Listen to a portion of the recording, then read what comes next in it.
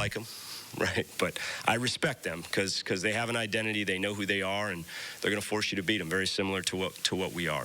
Welcome to Axe Week, where year-round bragging rights are always on the line, but last year the stakes were even higher. It was a win and you're in the Big Ten championship game for the Badgers. The Gophers had other plans. Minnesota shut down the Wisconsin offense and scored 2 second-half touchdowns to take back the Axe and spoil a trip to Indy for the Badgers. And that's something this team hasn't forgotten. Seen enough to go out there and not want the same feeling, so we had it on in the weight room, just them celebrating to jump around. And it still gets under my skin to this day. I think of the seniors, anybody that's been around this program, you have that sense of like we let them down. So, yeah, every time you look at it, it stings. I know I can speak for a lot of guys in that. So that's our one goal, man. We want it. Tough seeing an empty trophy case for an entire year. Clearly, they haven't forgotten about last year, and it seems like they don't want to forget about it. Right, Graham Mertz called it fuel, and this has always been a great rivalry. I think it's gotten better the last couple of years because Minnesota has made it competitive. For so long, this was UW dominating this series. Minnesota under PJ Fleck has made this more competitive, and I think that's what makes a rivalry great. To take back the Axe, the Wisconsin defense is going to have to slow down Minnesota running back Mohamed Ibrahim, which is easier said than done. Ibrahim is coming off a career-high performance where he rushed for 263 yards and a touchdown. So it should come as no surprise that he averages a Big Ten best 152 yards on the ground per game. Needless to say, Nick Herbig and the boys are very familiar with his game.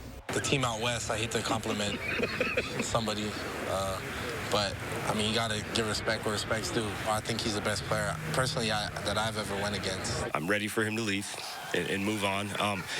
It's just impressive, the physicality, the consistency that he runs with, the vision.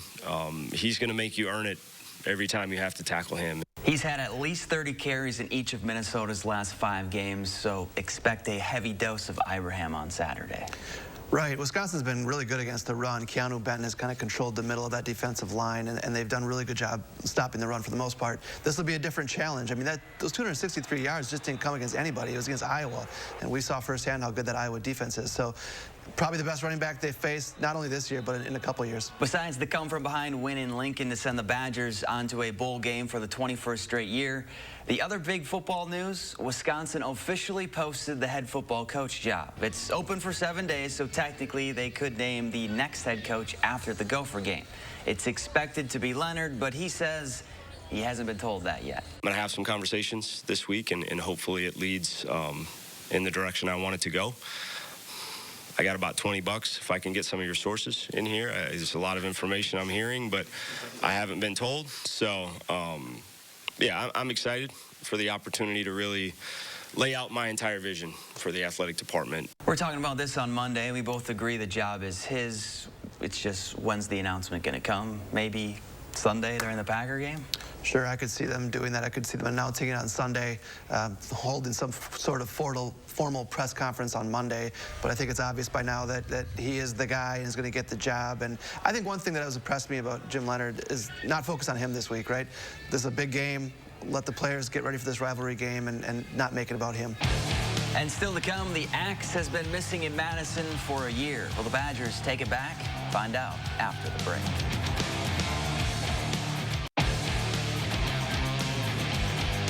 Wisconsin and Minnesota for Paul Bunyan's Axe. It's the oldest rivalry in college football. Saturday marks the 132nd time these two teams have squared off. The Badgers lead the all-time series with 62 wins. The Gophers have 61, and there have been 8 ties. Recently, it's been all UW, winning 16 of the last 18 meetings. But the Axe has been gone for a year, and the Badgers plan to take it back. It's the biggest game for everybody here. And, you know, the guys who lost it last year, the seniors that left without it, they all want to see us get it back. They don't really like them, they don't like us. And being able to, having to walk through that locker room with it missing, you know, you definitely look at it sometimes and it just kind of ticks you off. So being able to, you know, have an opportunity to get it back on Saturday is something I'm really looking forward to. So does the Axe return to Madison, or does Minnesota win 2 straight in the series for the first time since 1993 and 1994? You know, as we talked about, so much incentive for Wisconsin to play in this game. The one thing I wonder about is now that the job's been posted, is there any sort of let-up from the Wisconsin players? They've been fighting so hard to get Jim Leonard the job.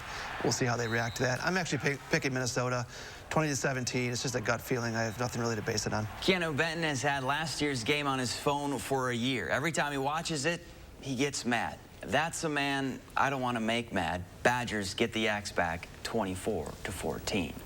And that's it for this week's Badger Blueprint. Thanks for watching.